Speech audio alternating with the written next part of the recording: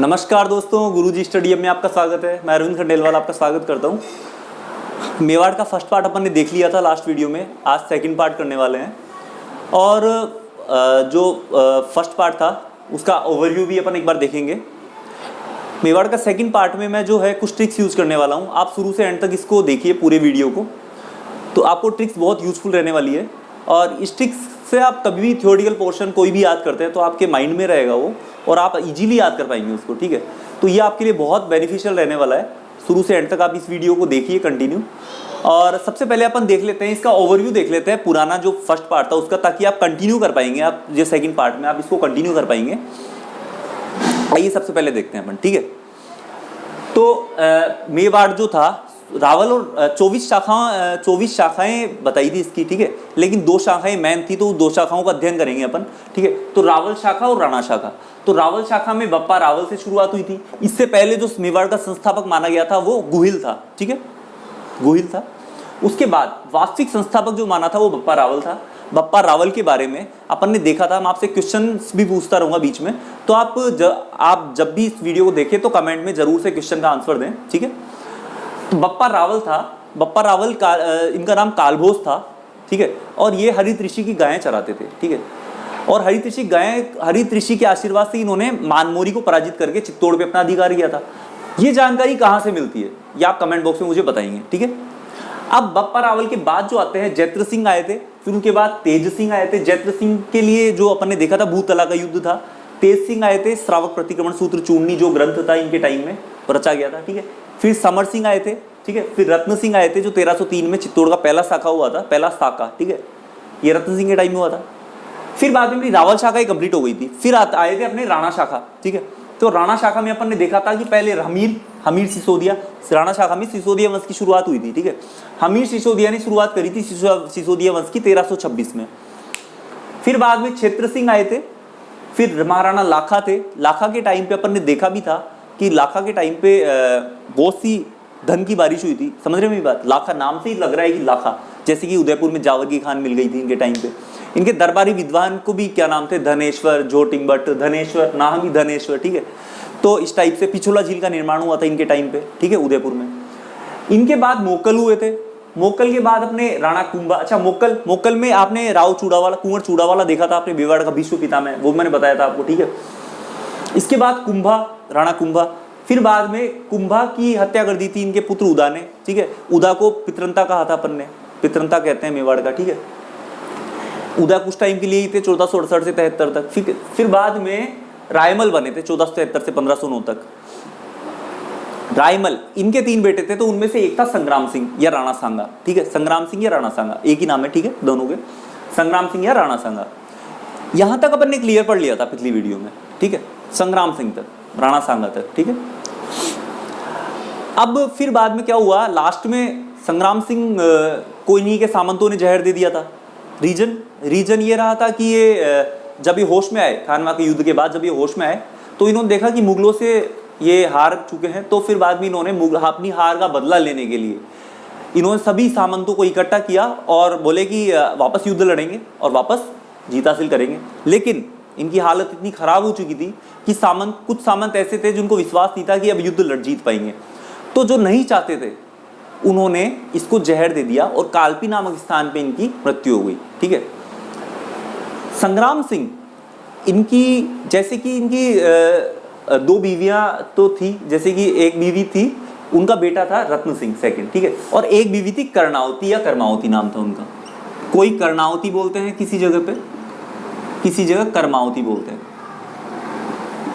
ठीक है, तो रत्न सिंह सेकंड ने क्या किया, रणथंभौर का क्षेत्र शासक बन गए, शासक घोषित कर दिया था पहले ही संग्राम सिंह ने रत्न सिंह सेकंड को कि शासक ये बनेगा। ठीक है, तो उसके बाद रत्न सिंह सेकंड शासक बनते ही इन्होंने रणथंभौर का क्षेत्र कर्णावती को दिया और अलविदा कर दिया कि तुम जाओ। कर्णावती क्या किया, रणथंभौर का क्षेत्र दिया और कहा तुम जाओ। कर्णावती कोई ऐसे पागल थोड़ी ना थी कि ऐसे ही खुश हो जाती रणथंभौर का क्षेत्र लेके। इसने बूंदी के राजा सूरजमल की सहायता ली। सूरजमल को बोला कि क्या नाम से आप इसको मतलब इसको मार डालो। तो सूरजमल ने अहेरिया उत्सव के दौरान, एक उत्सव होता है जिसके अंदर शिकार खेला जाता है, शिकार, ठीक है, तो उसमें उत्सव के टाइम पे उसने अपने टारगेट बना रखा था कि उसको रणजीत सिंह को खत्म करना है, रतन सिंह को खत्म करना है, रणजीत सिंह सेकंड को, मतलब ठीक है, ये सेकंड है, ठीक है। और उत्सव के दौरान रतन सिंह की इन्होंने जान ले ली। उसके बाद चित्तौड़ वापस कर्णावती के हाथों में आ गया, ठीक है। अब क्या हुआ, 1533 की बात है, 1533 गुजरात का था बहादुर शाह। बहादुर शाह वो 1533 में चित्तौड़ पे आक्रमण कर देता है। तो रानी कर्णावती ने शासन संभाल रखा था, क्योंकि इनके बेटे थे दो, विक्रमादित्य और उदय सिंह, वो थे अल्पवयस्क, ठीक है। तो इन्होंने ही शासन संभाल रखा था। तो 1533 में कर्णावती ने इनसे संधि कर ली और उसको रणथंभौर का क्षेत्र दे दिया कि आप रणथंभौर ले जाइए और राज की मजे कीजिए, ठीक है। तो रणथंभौर क्षेत्र दे दिया, लेकिन बहादुर शाह को चैन नहीं था। उसने सोचा वापस 1534 में वापस आक्रमण करने चल दिया वो महाराज। 1534 में जब वापस आक्रमण किया तो कर्णावती ने सोचा कि यार ये तो बार बार आक्रमण किया जा रहा है, कुछ तो उपाय करना ही पड़ेगा। कर्णावती खुद तो इतनी सक्षम थी नहीं, तो उसने हुमायूं को राखी भेजी कि आप मेरी सहायता कीजिए। हुमायूं तैयार भी था सहायता के लिए, लेकिन वो लेट हो गया आने में। ये मान लीजिए कि वो सहायता करने में लेट हो गया, पहुंचने में लेट हो गया। इतने बहादुर शाह ने आक्रमण कर दिया था। अब बहादुर शाह ने आक्रमण कर दिया तो जो था चित्तौड़ का दुर्ग तो रानी कर्णावती ने सौंप दिया अपने बाघ सिंह को, ठीक है। और अपने जो पुत्र थे दोनों, विक्रमादित्य और उदय सिंह, उनको भेज दिया बूंदी के देवलिया नामक स्थान पे, अपने नाना जी के यहाँ पे, ठीक है। और खुद अन्य औरतों के साथ जोहर कर लिया खुद ने, ठीक है। ये चित्तौड़ का दूसरा साका कहलाता है ये, क्योंकि अन्य औरतों ने अपने पतियों के साथ, मतलब पतियों के साथ, और मतलब पतियों ने केसरिया किया, उन्होंने जोहर किया, तो इस टाइप से इन्होंने जोहर कर लिया, ठीक है। तो ये चित्तौड़ का दूसरा साका कहलाता है ये, ठीक है। 1535 में हुआ ये। 1534 में उन्होंने आक्रमण किया और ये आक्रमण युद्ध काफी लंबे टाइम तक चला। और मार्च 1535 में जाके जो है इनका जोहर संपन्न हुआ, ठीक है। अब आता है मार्च 1535 में इनका जोहर हो गया, ठीक है। अब क्या हुआ कि इनके दोनों बेटों को इन्होंने भेज दिया था, विक्रमादित्य और उदय सिंह को, ठीक है। अब एक दासी पुत्र था, एक बनवीर, वो चाहता था शासन करना चित्तौड़ में, ठीक है। तो वो चाहता था, तो उसने क्या किया, उसने शासन के लिए उसने क्या किया कि विक्रमादित्य और उदय सिंह को मारने की योजना की, ठीक है। क्योंकि ये दोनों बड़े हो जाते और ये शासन कर लेते तो फिर बाद में प्रॉब्लम, ठीक है। तो विक्रमादित्य को इसने मार डाला बनवीर ने। अब ये उदय सिंह को भी मारने आया। तो उदय सिंह की उस टाइम पे पन्नाधाय नाम की एक महिला थी, तो वो उदय सिंह की एक तरह से दाई माँ, ठीक है। तो उसने क्या किया, अपने पुत्र, खुद का पुत्र था एक चंदन नाम से, ठीक है। तो उसके खुद के पुत्र को सुला दिया उसकी जगह पे, उदय सिंह की जगह पे। तो वो आया, बनवीर आया, तो उसने बोला कि ये पुत्र उदय सिंह। वो कांपते हुए बोली हाँ। तो उसने झट से उसकी गर्दन काट दी। मतलब इतनी क्या बोल सकते हैं ना कि अपने दिल पे पत्थर रख के उसने, और अपने मतलब पुत्र को ही मरने पे मजबूर कर दिया। क्या करे वो, क्योंकि वो चाहती थी कि उसका जो आगे का जो शासक है वो जिंदा रहे, जो शासन करने वाला है, ठीक है, वंश जिंदा रहे। तो फिर बाद में उदय सिंह, अब उदय सिंह कुछ टाइम तक रहा बनवीर शासक, ठीक है। लगभग मान लीजिए आप 1531 से 1536 तक बनवीर ने शासन किया था। सॉरी, 1536 से 1540 तक बनवीर ने शासन किया था। फिर बाद में अब क्या है कि उदय सिंह का जो पालन पोषण है वो कुंभलगढ़ के किलेदार आशा देवपुरा के यहाँ पे हुआ था, ठीक है। लालन पालन मतलब पालन पोषण, ठीक है। उसके बाद कुंभलगढ़ के किलेदार आशा देवपुरा के यहाँ इसका लालन पालन हुआ, और कुंभलगढ़ में ही इसका राज्याभिषेक हुआ उदय सिंह का। कुंभलगढ़ में ही उदय सिंह का राज्याभिषेक हुआ, ठीक है। उदय सिंह का शासनकाल रहा 1537 से और 1572 तक, ठीक है। उदय सिंह के टाइम में अकबर ने 1567 में आक्रमण किया था, ठीक है, गोगुंदा पे, मतलब उदय सिंह पे। और उदय सिंह के जो दो वीर सैनिक थे, जयमल और फत्ता, वो वीरगति को प्राप्त हो गए थे, ठीक। और 1572 में इसकी भी गोगुंदा में मृत्यु हो गई थी। अपने जो क्या नाम इनका उदय सिंह है, उनकी मृत्यु हो गई थी गोगुंदा में। फिर उदय सिंह के बाद जो शासक बने, उदय सिंह की अपनी एक पत्नी थी जयवंता बाई, ठीक है। उदय सिंह की दो पत्नियां थी, उनमें से एक थी जयवंता बाई। जयवंता बाई के जो बेटे थे वो थे महाराणा प्रताप, ठीक है। और जो दूसरी पत्नी थी उनके बेटे होंगे, दूसरे थे उनके बेटे, लेकिन इनकी जो ये पत्नी थी इनके बेटे थे, जयवंता बाई के बेटे थे महाराणा प्रताप, ठीक है। महाराणा प्रताप के बारे में चलते हैं अपन, महाराणा प्रताप के में चलते हैं। एक सेकेंड डस्टर, एक सेकेंड रुकिए, डस्टर देंगे।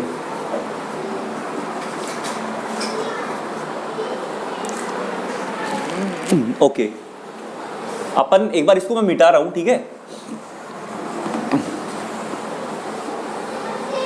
अपन यहां तक मिटा देते हैं इसको, ठीक है। ओके, देखिए महाराणा प्रताप के बारे में चलते हैं अपन, ठीक है। देखो महाराणा प्रताप के कुछ अन्य नाम भी थे, वीर शिरोमणि एवं कीका, इनको दो अलग नाम थे इनके जिनसे पुकारा जाता था इनको, वीर शिरोमणि या कीका, ठीक है, इनके अन्य नाम थे। अच्छा, महाराणा प्रताप जो थे, एक मिनट, हाँ, अब अपन देख लेते हैं एक बार कि एक मिनट रुकिए। हाँ, महाराणा प्रताप का जो जन्म हुआ था 9 मई 1540 को हुआ था, ठीक है, और 1597 में इनकी मृत्यु हो गई थी, ठीक है। महाराणा प्रताप के माता पिता का नाम, पत्नी का नाम, ठीक है, ये कुछ चीजें हैं जो याद करने बहुत जरूरी है, ठीक है, ये क्वेश्चंस में आती है। तो इनकी माता का नाम तो था इनका जयवंता बाई, उदय सिंह की पत्नी थी, उदय सिंह इनके पिता का नाम था, ठीक है। इनकी पत्नी का नाम था अजबदे पंवार, अजबदे पंवार, ठीक है, पत्नी थी इनकी अजबदे पंवार। इनके दो हाथी थे, पूना और रामप्रसाद, पूना रामप्रसाद, ठीक है, पूना और रामप्रसाद इनके दो हाथी थे, ठीक है, पूना और रामप्रसाद इनके हाथी थे। अच्छा, अब इनका अपन देखें कि इनके टाइम में कुछ जो युद्ध लड़े गए थे इनसे, हल्दी घाटी के युद्ध से पहले के युद्ध की बता रहा हूं मैं। सबसे पहले एक राजमहल की क्रांति हुई थी, नाम से ही स्पष्ट है कि राजमहल, यानी राजमहल को पाने के लिए जो क्रांति हुई उसे राजमहल की क्रांति कहते हैं। अच्छा, इनके भाई प्रताप के जो भाई थे वो कौन कौन थे? एक तो था जगमाल, एक था शक्ति, और एक सागर नाम से था शायद, शक्ति सिंह और एक सागर, ठीक है। तो प्रताप के भाइयों के नाम क्या थे? जगमाल था, शक्ति सिंह और सागर, ठीक है। अब राजमहल की क्रांति ये हुई थी प्रताप की खुद के भाई जगमाल के साथ। जगमाल से इसने सत्ता प्राप्त करने के लिए ये लड़ाई लड़ी थी, ठीक है। उसके बाद इन्होंने सत्ता प्राप्त कर ली थी। उसके बाद जगमाल ने क्या किया? अकबर की अधीनता स्वीकार कर ली। अकबर की अधीनता स्वीकार कर ली तो अकबर ने इनको जहाजपुर का परगना दे दिया, इनको जगमाल को, ठीक है। अच्छा, जगमाल का एक युद्ध था, दत्तानी का युद्ध बोलते हैं उसको। वो राव, जो सिरोही के राव थे सुल्तान सिंह और जगमाल, इनके बीच हुआ था ये, ठीक है। तो उसमें राव सुल्तान सिंह की विजय हुई थी। अब अपन महाराणा प्रताप की जो मेन युद्ध है अपना हल्दी घाटी का युद्ध, उस पे चलते हैं अपन, ठीक है। हल्दी घाटी का युद्ध चलते हैं।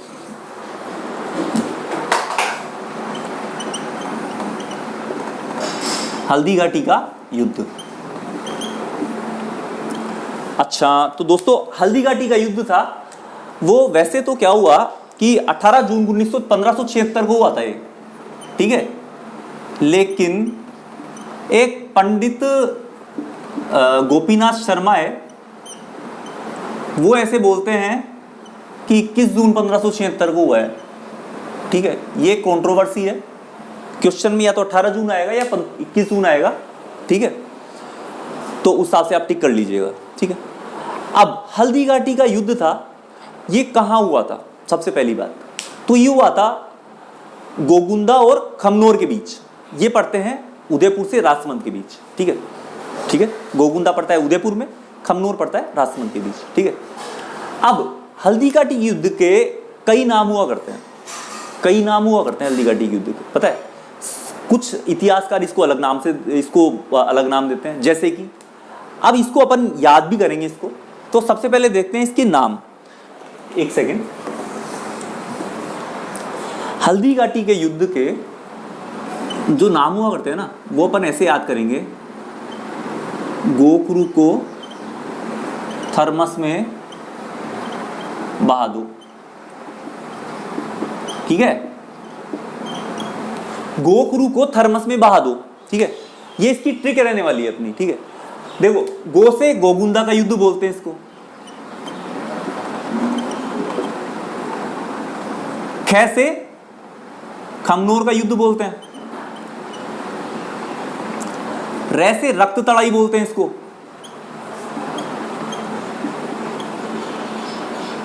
ठीक है, ठीक है दोस्तों। गो से गोगुंदा का युद्ध, ख से खमनोर का युद्ध, रे से रक्त तड़ाई, गोगुंदा, अच्छा, गोखरू को थर्मस में बहा दो, थर्मोपल्ली बोलते हैं इसको, मेवाड़ की, मेवाड़ की थर्मोपल्ली बोलते हैं इसको, ठीक है। और बै से बनास का युद्ध बोलते हैं, बहा दो, ठीक है। अब बै से बनास का युद्ध बोलते हैं, और हा से हाथियों का युद्ध बोलते हैं, ठीक है। तो गोगुंदा का युद्ध क्यों बोलते हैं? क्योंकि गोगुंदा खमनोर के वहां पे हुआ था, ये बीच में हुआ था, ठीक है। तो गोगुंदा का युद्ध भी बोलते हैं, और खमनोर को बोलते हैं क्योंकि बनास नदी है, बनास का युद्ध इसलिए बोलते हैं, बनास नदी खमनोर की पहाड़ी से निकलती है, ठीक है, ये ध्यान रखना, इसलिए बनास का युद्ध बोलते हैं। हाथियों का युद्ध बोलते हैं क्योंकि दोनों तरफ से हाथियों ने भी अपनी काफी, दोनों तरफ से हाथी थे, जैसे कि इधर से थे अपने अकबर की साइड से तो थे अपने गजयुक्त, गजराज, मर्दाना, इन नाम के हाथी थे, इधर से पूना और रामप्रसाद थे इस महाराणा प्रताप की साइड से, ठीक है। इसलिए मेवाड़ की थर्मोपल्ली कर्नल जेम्स टोड ने का नाम दिया है इसको, मेवाड़ की थर्मोपल्ली कर्नल टोड ने नाम दिया है इसको, ठीक है। खमनोर बोला है अबुल फजल ने, ठीक है ना, अबुल फजल ने इसको खमनोर का युद्ध का है, ठीक है। अब अपन देखें कि ये हल्दी घाटी का युद्ध था, ये युद्ध होने का रीजन क्या रहा, ये युद्ध क्यों हुआ? इस युद्ध का रीजन था अकबर की साम्राज्यवादी नीति, पहला रीजन। अकबर क्या चाहता था? साम्राज्य बढ़ाना चाहता था, ठीक है, तो इसलिए वो ये युद्ध करना चाहता था, इसलिए युद्ध हुआ। सेकंड रहा कि जो महाराणा प्रताप थे वो राजपूत संघ का निर्माण कर रहे थे, ऐसा अकबर मानता था, ठीक है, तो वो चाहता नहीं था कि राजपूत संघ का निर्माण हो, ठीक है, तो इसलिए ये युद्ध हुआ, ठीक है, एक ये रीजन रहा। और अपन देखें तो एक चीज है, एक मिनट रुकिए, ठीक है, अकबर है ना, जो महाराणा प्रताप का हाथी था रामप्रसाद, उसको भी प्राप्त करना चाहता था, ये भी एक इसका रीजन रहा था, ठीक है। तो आप कभी भी अगर कहीं भी ये रीजन पूछे तो मुख्य रीजन तो देखो साम्राज्यवादी नीति तो एक रीजन हो ही जाता है सबसे पहले, ठीक है, ये तो एक रीजन रहता ही है, ठीक है। अब अपन चलते हैं कि हल्दी घाटी का युद्ध जो दोनों पार्टियों के बीच हुआ, तो दोनों पार्टियों में नेतृत्व किस किसने किया था? इट्स अ वेरी इंपॉर्टेंट, ठीक है, ये अपन इसको मिटा रहे हैं, एक बार आप देख लीजिएगा एक बार। हल्दी घाटी के युद्ध को दोनों साइड से नेतृत्व, प्रताप की साइड से सेना का नेतृत्व किसने किया? अकबर की साइड से सेना का नेतृत्व किसने किया, ठीक है। तो देखो प्रताप की साइड से तो थे अपने, मैं आपको प्रताप की साइड से याद करवाता हूं पहले। सबसे पहले थे एक ताराचंद, ठीक है, फिर थे राम सिंह, एक राम सिंह थे, एक थे अपने हाकिम खां सूरी,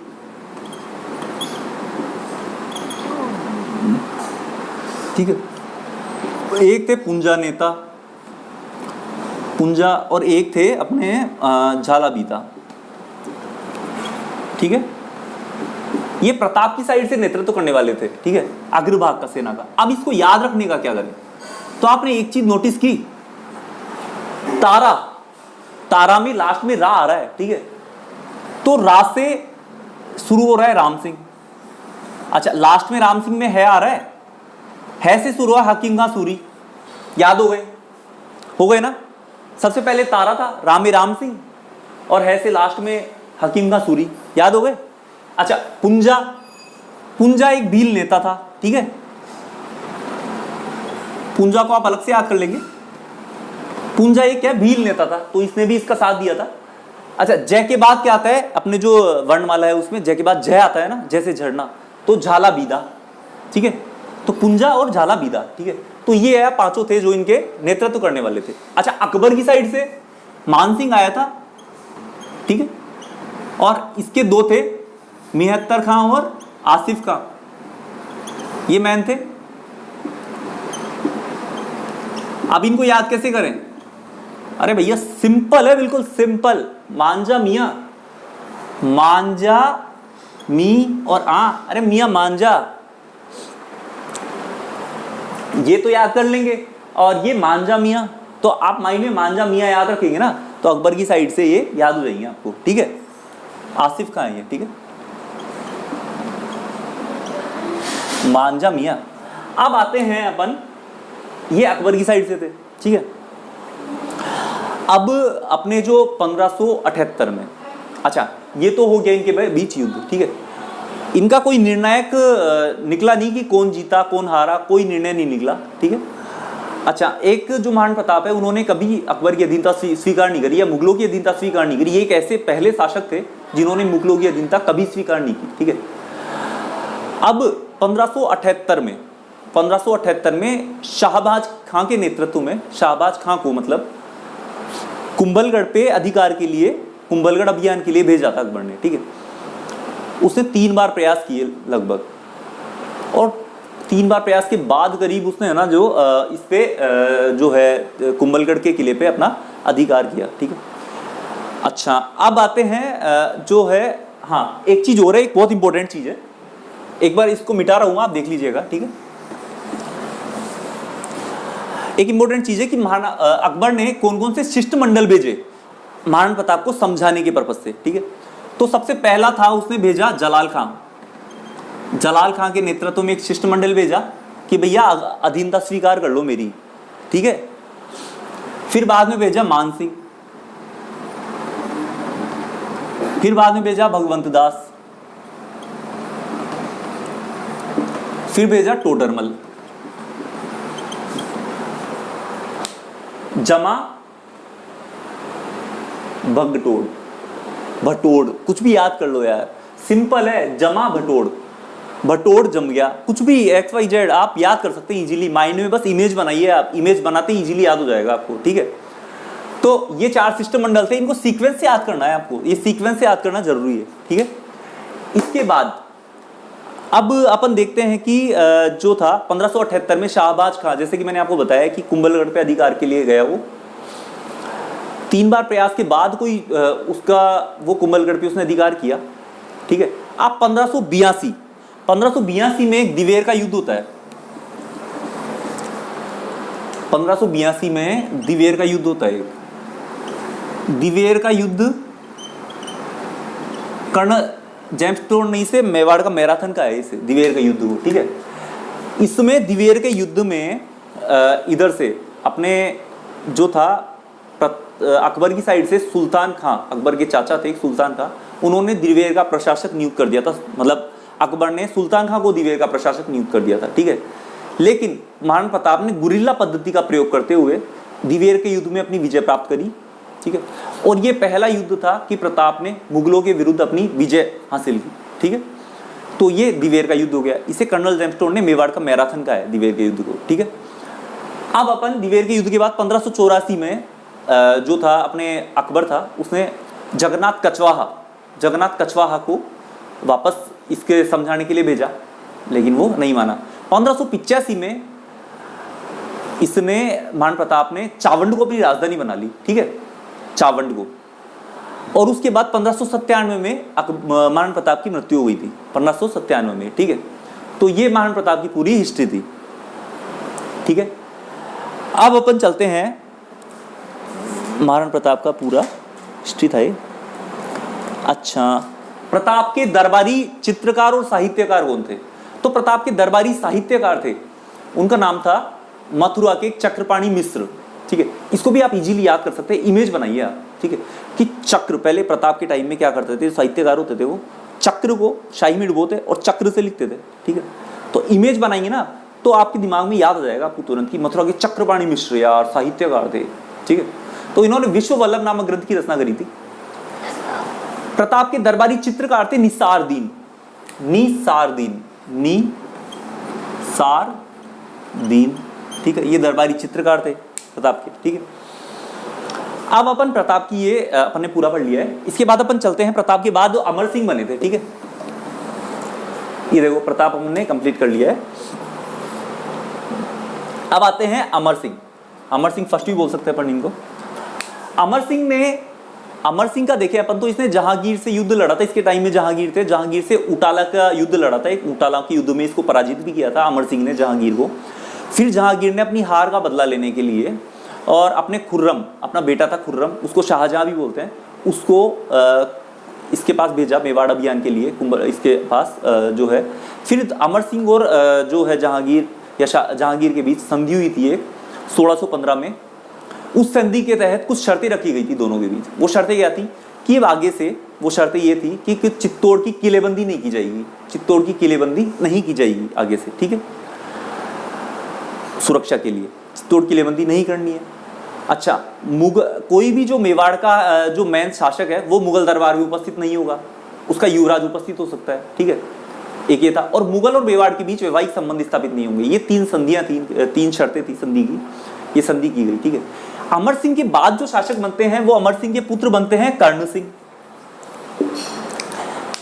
कर्ण सिंह ये इन्होंने क्या किया कि ये एक आंतरिक व्यवस्था में रुचि लेने लग गए उनकी, मुगलों की आंतरिक व्यवस्था में। इन्होंने खुर्रम जो था ना उसको जग मंदिर में, पिछोला झील के पास एक जग मंदिर था, उसमें शरण दी इन्होंने, ठीक है, शरण दी थी। तो फिर बाद में शाहजहां ने, जो खुर्रम था, उसने वहां पे गफूर बाबा की मजार का निर्माण करवाया था, ठीक है।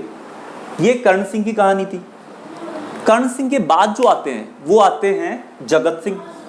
जगत सिंह के टाइम पे, जगत सिंह का जो टाइम है ना वो स्थापत्य और चित्रकला का स्वर्णकाल माना जाता है। जगत सिंह का टाइम, जगत सिंह के टाइम पे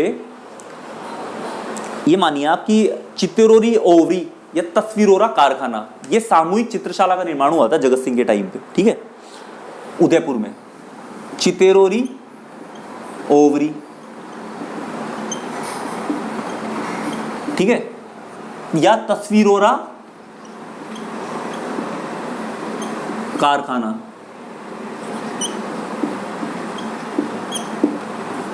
इसका निर्माण हुआ था सामूहिक चित्रशाला का इनके टाइम पे, जगत सिंह के टाइम पे, ठीक है।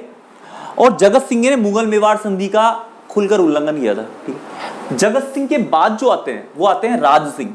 अब राज सिंह का अपन लेंगे तो राज सिंह के बारे में अपन देखें तो राज सिंह जो थे वो इन्होंने औरंगजेब को, राज सिंह औरंगजेब के टाइम में थे, तो औरंगजेब को इन्होंने सैनिक सहायता दी थी एक बार, ठीक है, और उसके बदले औरंगजेब ने इनको 6000 की मनसबदारी भी दी थी, ठीक है, इनको एक परगना भी दिया था। लेकिन फिर बाद में इन दोनों के बीच संघर्ष हो गया था। तो संघर्ष का कारण क्या रहा था? संघर्ष एक्चुअली इसलिए हुआ था क्योंकि एक तो किशनगढ़ की राजकुमारी थी चारुमती, ठीक है, औरंगजेब भी इससे विवाह करना चाहते थे, लेकिन इनसे विवाह कर लिया था किसने? अपने जो थे राज सिंह, इन्होंने विवाह कर लिया था। एक दूसरा कारण ये रहा था कि राज सिंह है ना, टीका दौड़, क्या होती है टीका दौड़?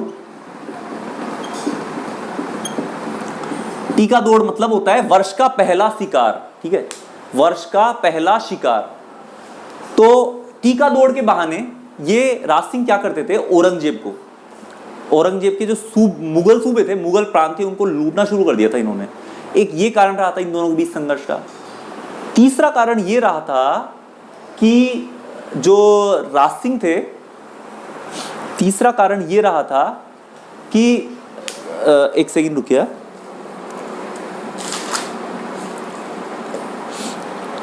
राज सिंह, अजीत सिंह और दुर्गादास राठौड़ तीनों ने मिलके, राज सिंह, अजीत सिंह और दुर्गादास राठौड़ तीनों ने मिलके मुगलों के खिलाफ एक गुट बना लिया था, ठीक है। तो एक ये भी इनके बीच कारण रहा था औरंगजेब से संघर्ष का, ठीक है, औरंगजेब और राज सिंह के संघर्ष का, ठीक है। तो 1600 देखो राज सिंह का टाइम था 1652 से 1680 के बीच का था राज सिंह का टाइम, ठीक है, 1652 से 1680 के बीच का था, ठीक है। तो 1679 में औरंगजेब ने जजिया कर लगा दिया था मेवाड़ पे, ठीक है, जजिया कर लगा दिया था। और 1680 में राज सिंह की मृत्यु हो गई थी, 1680 में राज सिंह मर गया था। तो राज सिंह के मरने के बाद ये मेवाड़ जो मुगल संघर्ष है वो भी लगभग समाप्त हो गया था, ठीक है। फिर बाद में अपने राज सिंह के टाइम में जो कौन कौन सी चित्र शैली का विकास हुआ, ये भी इंपॉर्टेंट चीज है। तो पिछवाई चित्र शैली का विकास हुआ एक तो, ठीक है। एक राज सिंह की पत्नी थी राम रसदे, इन्होंने एक जया नामक बावड़ी का निर्माण करवाया था, ठीक है। जया बावड़ी, इसे ही त्रिमुखी बावड़ी बोलते हैं।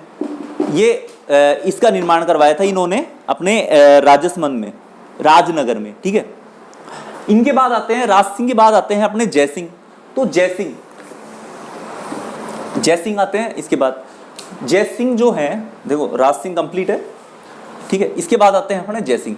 जयसिंह के टाइम पे क्या हुआ था, एक तो जयसमंद झील का निर्माण हुआ था, ठीक है। जैसे राज सिंह के टाइम में राजसमंद झील का निर्माण हुआ था, ठीक है, वैसे ही जयसिंह के टाइम में जयसमंद झील का निर्माण हुआ था, ठीक है। इसे ढेबर झील भी बोलते हैं अपन, ठीक है।